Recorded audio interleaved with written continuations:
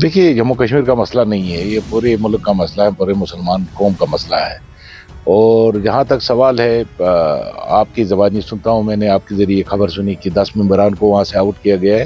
ये बदकिस्मती है।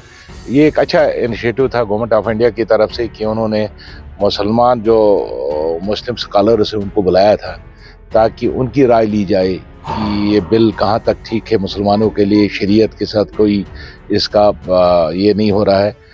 लेकिन आप कह रहे हैं इससे 10 मेंबरान को बाहर निकाला, तो फिर वहाँ कहाँ कितने रह गए? 13 टोटल बुलाए थे, 3 वो भी जम्मू कश्मीर से।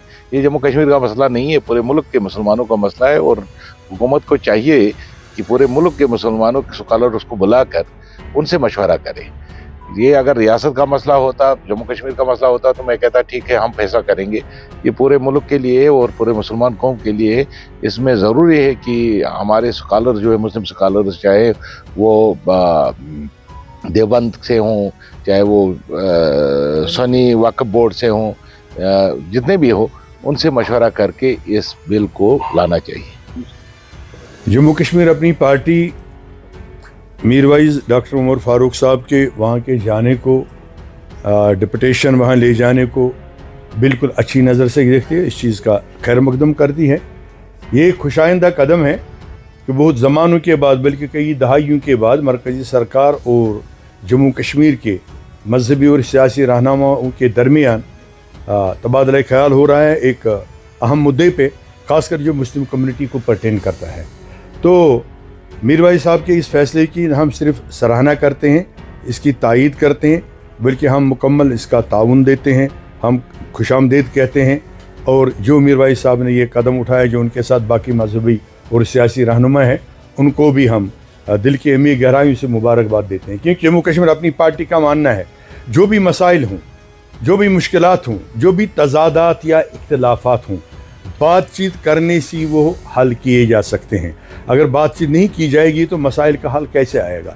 इब्तदाई दौर तो शुरू हुआ, यहाँ से भी कुछ तजावीज़ जाएंगी, गवर्नमेंट ऑफ इंडिया से भी कुछ तजावीज़ आएंगी, और इस पे जब तक बाहमी तबादला ख्याल नहीं होगा, बहस मुबासा नहीं होगा, कहीं गर्म बहस मुबासा भी होगा और नरमी से भी बातचीत होगी, अल्टीमेटली तभी तो दोनों फरीक एक कंक्लूजन में पहुँच जाएंगे।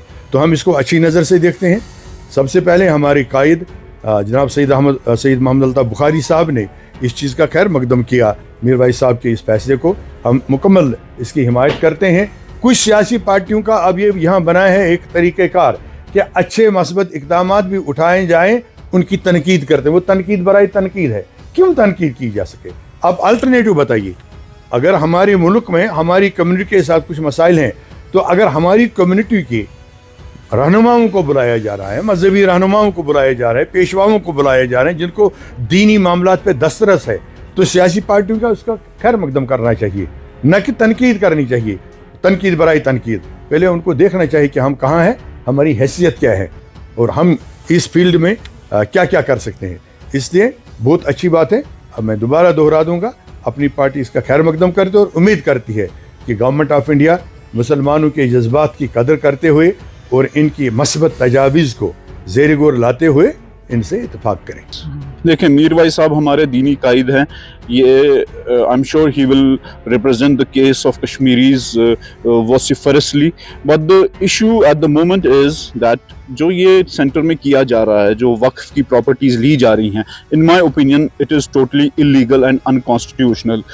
इससे एक बैड प्रेसिडेंट सेट हो रही है।